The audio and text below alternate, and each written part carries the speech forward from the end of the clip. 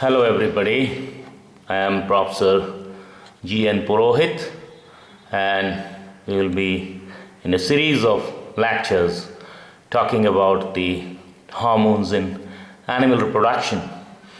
Now today in this talk we discuss something about the basics of the different hormones.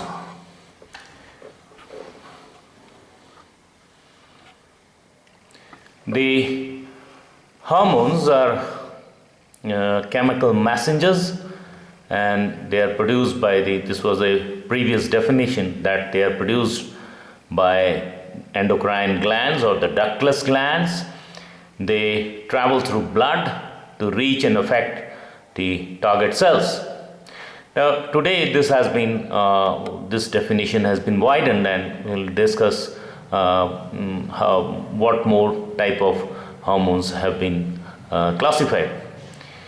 Now the hormones have been classified based on their structure into either the peptides, proteins, steroids and fatty acids. Then they have been classified based on their solubility. They are either water soluble or they are fat soluble.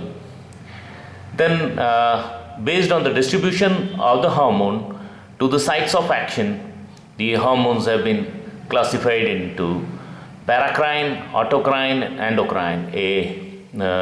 Endocrine hormone is produced at one cell, it enters the bloodstream and reaches the target cell to have its effect. The paracrine type of hormones, they affect the neighboring cells, and the autocrine types of hormones, they are produced by one cell and they affect the same cell for bringing out the action that is desirable.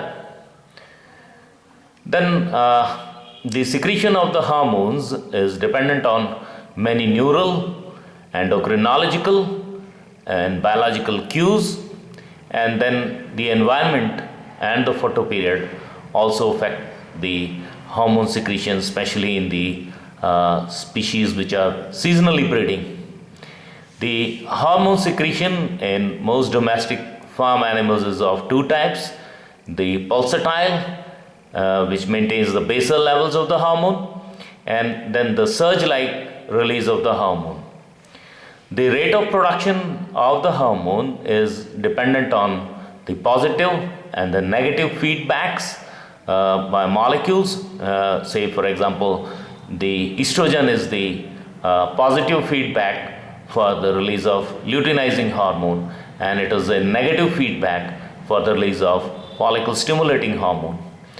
The hormone synthesis, the proteins and peptides are synthesized from amino acids according to the messenger RNA transcripts, and then the steroids are manufactured from cholesterol, and prostaglandins from fatty acids, basically the arachidonic acid.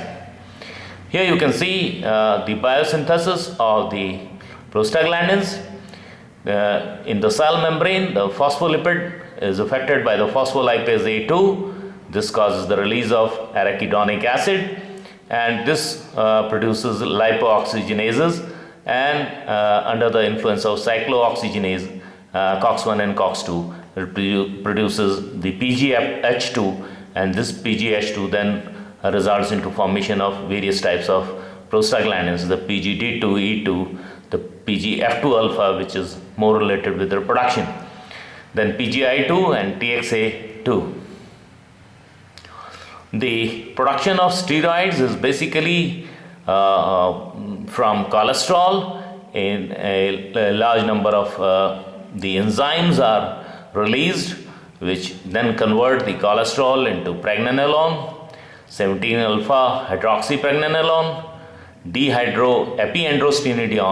androstenedione, or maybe another pathway could be instead of pregnenolone, progesterone, and then progesterone into 17-alpha hydroxyprogesterone, androstenedione and testosterone, and then finally estradiol. So at any cells which are producing their steroids, Basically, they may have a higher level of one steroid, but others can also be present. The hormones are transported through blood and then they reach the cell.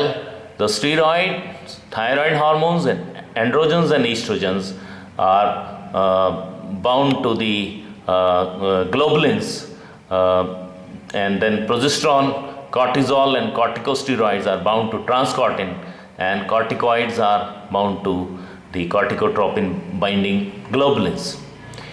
The hormones at the site, they reach and bind to the receptors on or within the cell. Hormone receptors might be located in or on the surface of the cell membrane, for example the protein or the peptide hormones and catecholamines. In the cytoplasm, for example the steroid hormones, or in the cell nucleus, for example the thyroxine. Here you can see the mechanism of action for the steroid hormones and the non-steroid hormones. The steroid hormones, they enter the cell, and in the cytoplasm they bind with the receptor protein, resulting into hormone receptor complex and the template DNA, resulting to messenger RNA transcripts and the formation of new protein.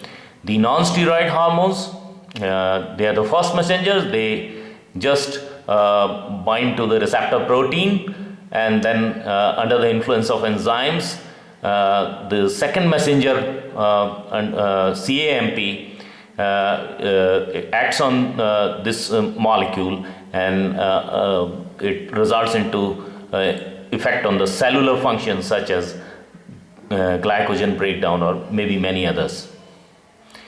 The hormones are metabolized from the liver, kidneys, and lungs.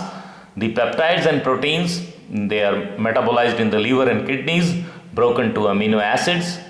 The GnRH is broken down by peptidases in the cells, and the steroids, they reach the liver, hydroxylated and conjugated with glucuronic or sulfuric acid, and this results into reduced binding to carrier proteins and increased urinary and fecal excretion. Then the prostaglandins, they are inactivated at site, and if they reach the circulation, they are metabolized and removed by the lungs and the liver. So that's all for today, and in our next talk we will discuss about the various hormones related with reproduction.